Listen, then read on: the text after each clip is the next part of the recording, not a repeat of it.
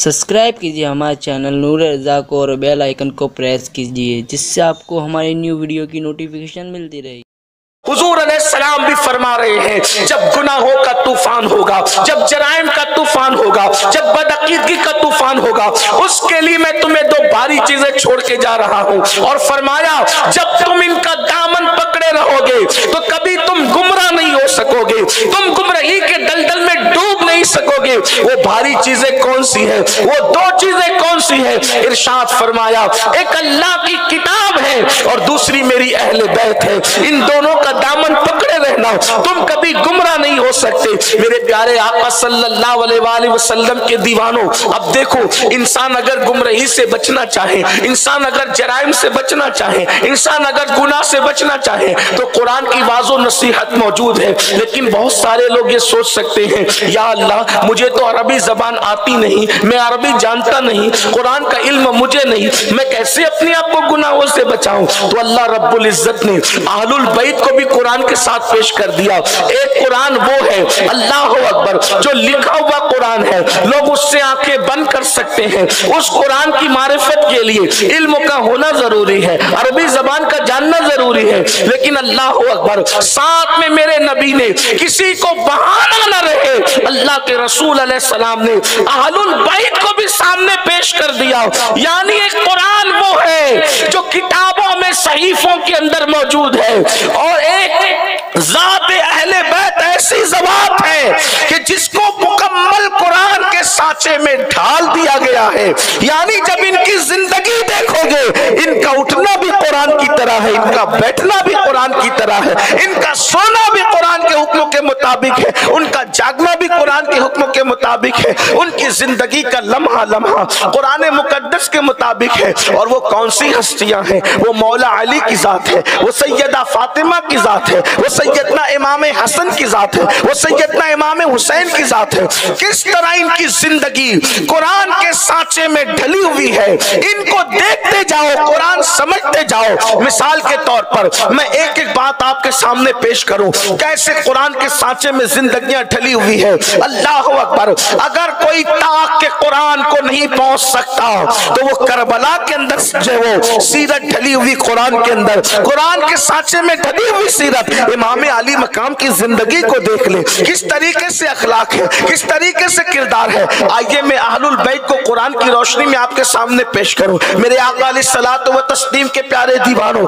अल्लाह अकबर, मिसाल के तौर पर कुरान के अंदर पर्दे के अहकामात मौजूद है। कुरान कहता है, अल्लाह अकबर, अल्लाह अकबर, कुरान कहता है, औरतों के लिए पर्दे का हुक्म देता है कि ए औरतों, पर्दे में रहो और जाहिलियत के दौर की तरह अपनी जो वो जीनत को बेनकाब न करो, लोगों के सामने जाहिर न करो। अल्लाह अकबर। लेकिन आप देखें, अल्लाह अल्लाह, कुरान मुकद्दस पर अमल का ये जज्बा, सैयदा-ए कायनात, मखदूम-ए कायनात, मलका फिरदौस से बरी, सैयदा तैयबा ताहिरा खातून जन्नत फातिमतुज़ ज़हरा की जिंदगी में किस तरह नजर आता है। अल्लाह अकबर। दुनिया की किसी औरत के पास पर्दे का वो तसव्वुर नहीं मिलता, दुनिया की किसी खातून के पास पर्दे का वो मेयार नहीं मिलता। पर्दा करने वाली औरतें बड़ी बड़ी दुनिया में पैदा हुई, सैयदा मरियम है, अल्लाह अकबर, पर्दे में अपनी मिसाल आप है, जनाब आसिया है, अपनी मिसाल आप है, खदीजतुल कुबरा है, अपनी मिसाल आप है, सैयदा आयशा सिद्दीका है, अपनी मिसाल आप है। अम्मा आयशा की शान तो ये है, उनके बिस्तर पे कुरान नाजिल होता है, सबने अपने अपने अंदाज में पर्दा किया। लेकिन मेरे नबी की शहजादी सैयदा-ए कायनात, हसनैन की अम्मी जान फातिमतुज़ ज़हरा ने जो पर्दा किया है, उसकी मिसाल ही नहीं मिलती। फातिमतुज़ ज़हरा के पर्दे का आलम ये है कि इंसान तो इंसान है, मर्द तो मर्द है। अल्लाह अकबर। फातिमतुज़ ज़हरा ने इतनी हया और गैरत का इजहार किया कि फातिमतुज़ ज़हरा की चादर को, जो सर पे चादर हुआ करती थी, जो दुपट्टा हुआ करता था, उस दुपट्टे को कभी चांद और सूरज ने भी नहीं देखा। अल्लाह अकबर। जिसने चांद और सूरज से अपने दुपट्टे की हिफाजत की है, उसे नबी की शहजादी सैयदा फातिमा कहा जाता है। मेरे इमाम कहते हैं, जिसका आंचल न देखा महो मैर ने, जिसका आंचल न देखा महो मैर ने, उस रिदाए नज़र वजाहत पे लाखों सलाम। अल्लाह अकबर। अंदाजा फरमाए, है दुनिया में कोई ऐसी खातून कि जिसके सर के बालों को नहीं कहा जा रहा है, बाल नहीं, जिसके सर का दुपट्टा, कोई मर्द तो मर्द है, चांदो सूरज ने भी कभी नहीं देखा। सुभान अल्लाह। ये अहलुल बैत है, ये रसूलुल्लाह के घर वाले हैं। अब यहाँ पहुंच करके औरतों को पैगाम मिलता है कि जब रसूलुल्लाह की शहजादी के सर के दुपट्टे को चांदो सूरज नहीं देख पा रहे हैं, अगर आज हमारी बेटियां मुंह खोलकर और सर खोलकर अगर बाजारों में जा रही है, तो फिर हम हुसैनी कब से होने लगे? हुसैनियत तो ये है कि सर के दुपट्टे को चांदो सूरज न देखे, बल्कि हुसैन पाक को हुसैन पाक बनाया किसने?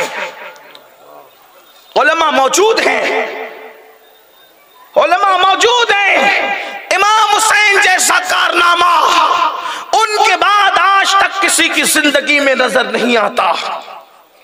जोहदे मुसलसल, गैरत व वफा, इश्क व मोहब्बत की इंतहा और इनकलाब की अजीम आवाज को इमाम हुसैन कहते हैं, जिसने पूरे दीन के सिस्टम को क़यामत तक महफूज कर दिया, उसको इमाम हुसैन कहते हैं। लेकिन मैं बड़ी जिम्मेदारी से अर्ज करूं, अगर उस हुसैन को किसी ने हुसैन बनाया है तो उस जात को सैयदा फातिमतुज़ ज़हरा कहते। सुभान अल्लाह।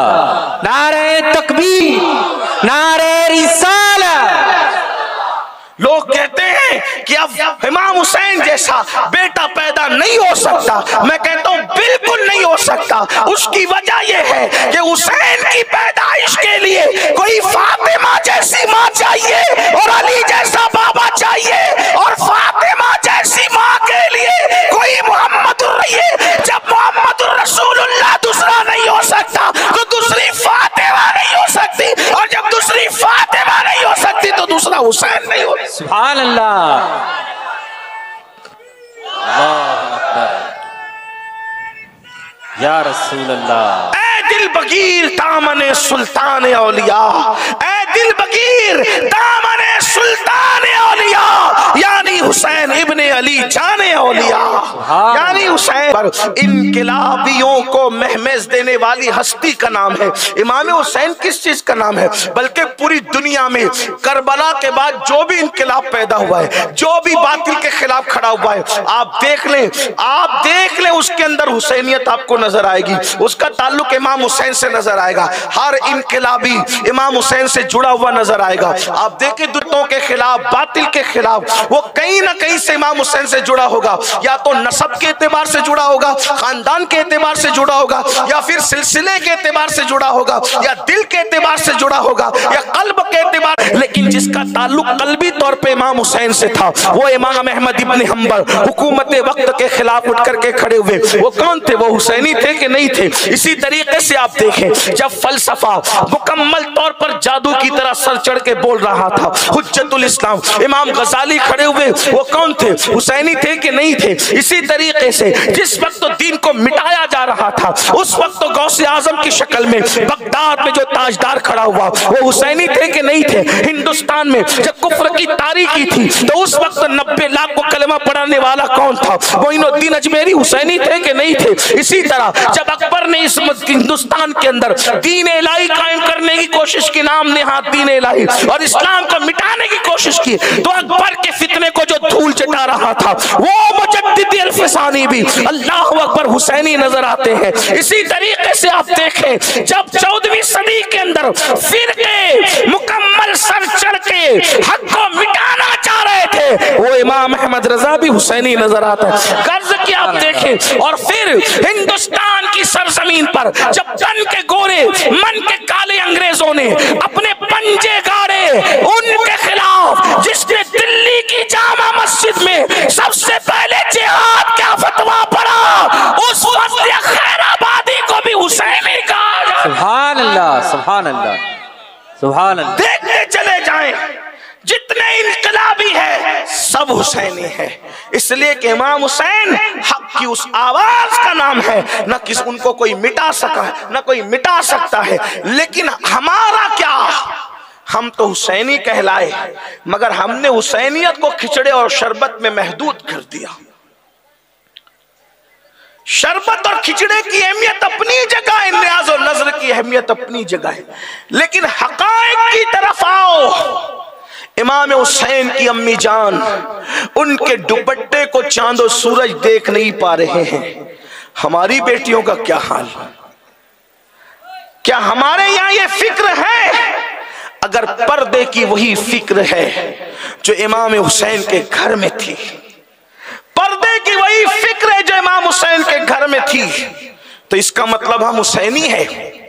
और अगर पर्दे की वो फिक्र नहीं, हमारी बेटियां भी आदि अस्तीन के कपड़े पहनकर बाजारों की जीनत बन रही है, तो फिर हुसैनियत जबान पर है, दिल में हुसैनियत नहीं। दिल में तो किसी यजीद का किरदार बस रहा है, और क़यामत के दिन यजीद के साथ उठना नसीब होगा। एक बात मैं आपसे कहना चाहता हूं, हुसैनियत किरदार का नाम है, हुसैनियत नारों का नाम है। नारे अलामत होते, किरदार नहीं होता। नारे अलामत होते, किरदार नहीं होता। किरदार अलग होता है, नारे अलग होते हैं। आइए आपको बताऊं, जरा तवज्जो करें। बहुत अच्छे से आप सुन रहे हैं माशाल्लाह, लेकिन तवज्जो करें। हुसैनियत देखें। आज हम दीन बचाने चले, कहते हैं हम दीन बचाएंगे, हम दीन की हिफाजत करेंगे। आपसे पूछता हूं, लोग हमारे नारों का मजाक उड़ाते होंगे। हम मेमोरेंडम तो देते हैं जब इस्लाम के खिलाफ आवाजें उठती है, रसूलुल्लाह की तौहीन होती है, हुजूर अलैहिस्सलाम की बेअदबी होती है, हम मोर्चे निकालते हैं, मेमोरेंडम देते हैं, धरने देते हैं। किरदार क्या है? सिर्फ नारी।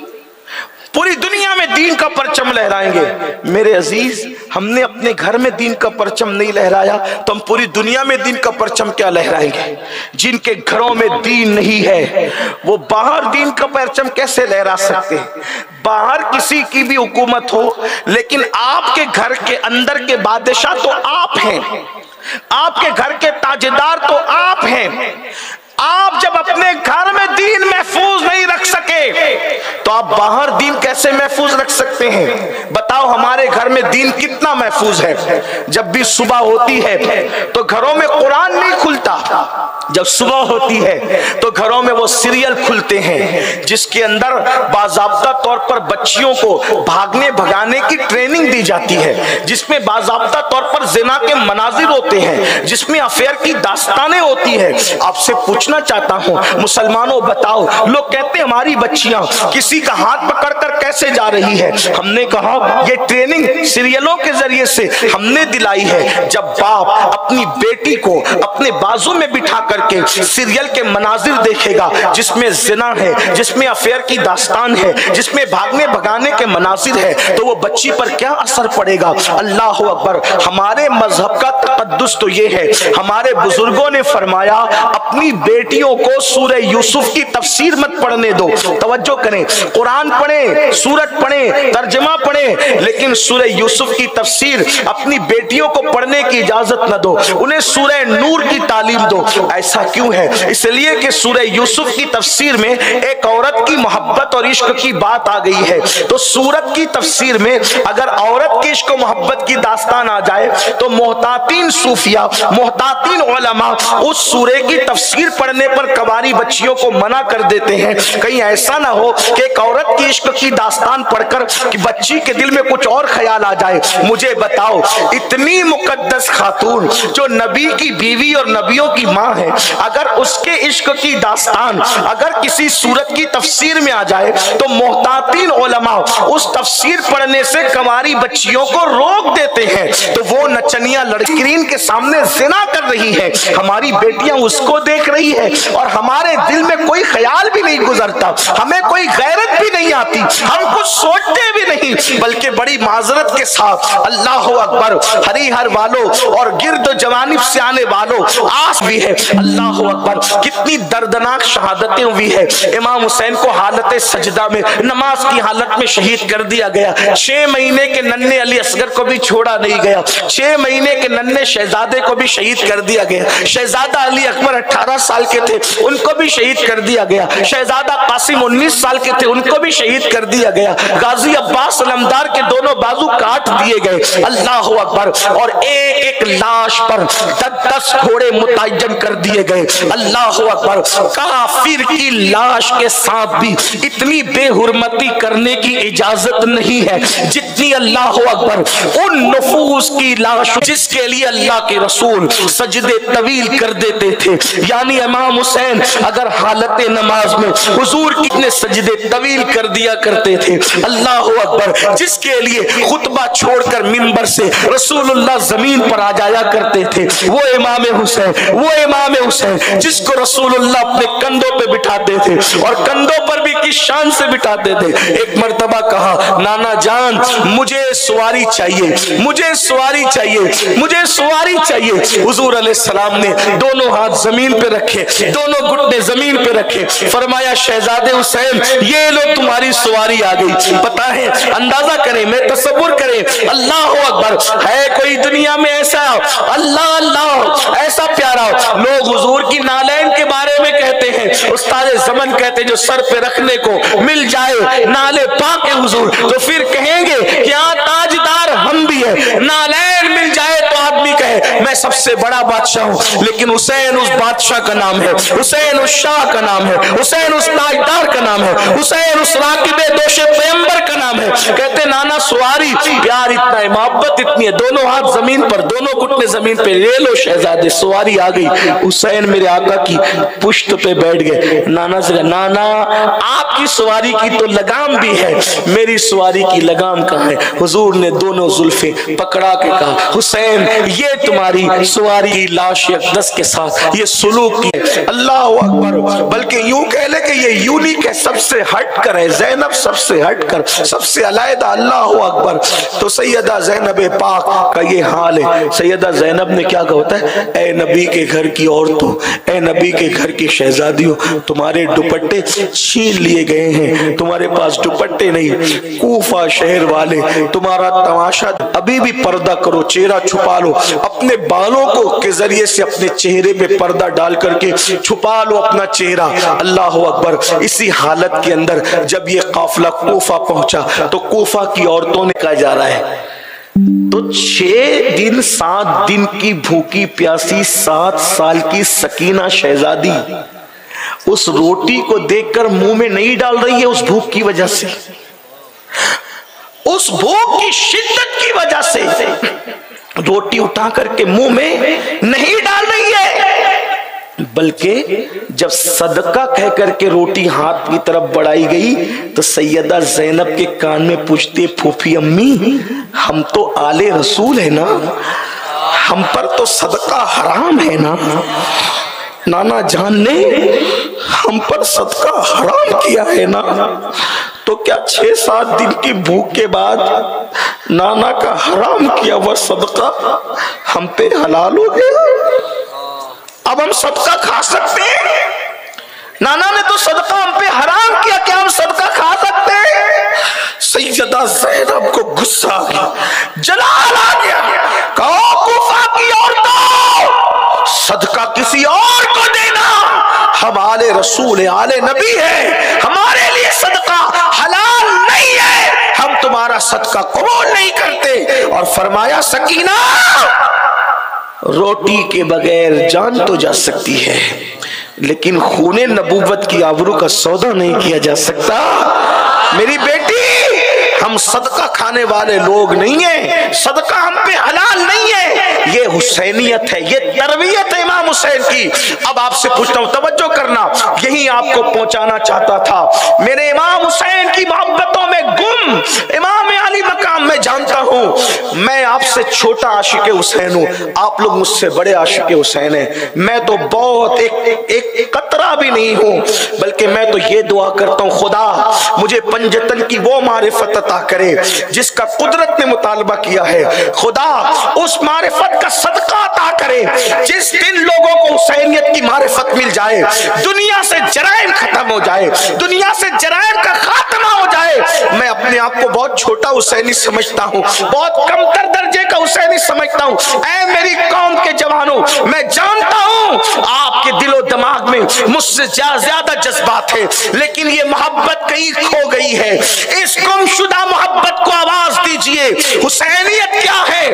6-7 दिन की भूख और प्यास के बाद भी 7 साल की शहजादी सकीना, जिनकी तरबियत इमाम हुसैन ने की थी, वो सदके की रोटी खाने के लिए तैयार नहीं है। 6-7 दिन की भूख के बाद, हाथों की रस्सियों के बाद, पैरों की बेड़ियों के बाद तुम कैसे हुसैनी हो? अल्लाह अकबर। सदका सिर्फ आले नबी पर हराम है, लेकिन रोटी दूसरों पर तो हलाल है ना। सदके की रोटी आले नबी पे हराम है, दूसरों पर तो हलाल है ना। सदके की खजूरे आले नबी पे हराम है, मगर वो पाक है, तैयब है, ताहिर है, दूसरों के लिए तो हलाल है ना। अब आपसे पूछता हूं, कैसे हुसैनी हो हरिहर वालों कि आले नबी तो सदके जो रसूलुल्लाह ने हराम किया है, वो सदका 6-7 दिन की भूख के बाद भी हलक में डालने के लिए तैयार नहीं है। लेकिन ए हुसैनियों, तुम्हारी गैरत कहां चली जाती है जब तुम सूद खाते हो? सूद तो सूअर की तरह हराम है, सूद तो खिंजीर की तरह हराम है, शराब तो सूअर की तरह हराम है, शराब तो खिंजीर की तरह हराम है, शराब नशा तो सूअर की तरह हराम है, नशा तो शराब की तरह, नशा तो जो वो सूअर की तरह हराम है। आपसे पूछना चाहता हूं, वो पाकीज़ा और तैयब रोटियां जो दूसरों के लिए हलाल है सदके की, आले नबी पर हराम है वो सदका। उन्होंने 6-7 दिन की भूख के बाद भी हाथ नहीं लगाया, और तुम सूद खा रहे हो जो सूअर की तरह हराम, खिंजीर की तरह हराम। तुम नशा कर रहे हो जो सूअर और पेशाब की तरह हराम है। तुम नशा की गोलियां खा रहे हो जो पेशाब और अल्लाह अकबर सूअर के खून की तरह हराम है। कहां जाती हुसैनियत? यजीद नशा करता था, हुसैन पाक में यह नशे का तस्वुर नहीं था। इसका मतलब यह है, अगर नशा प्रमोट हो रहा है,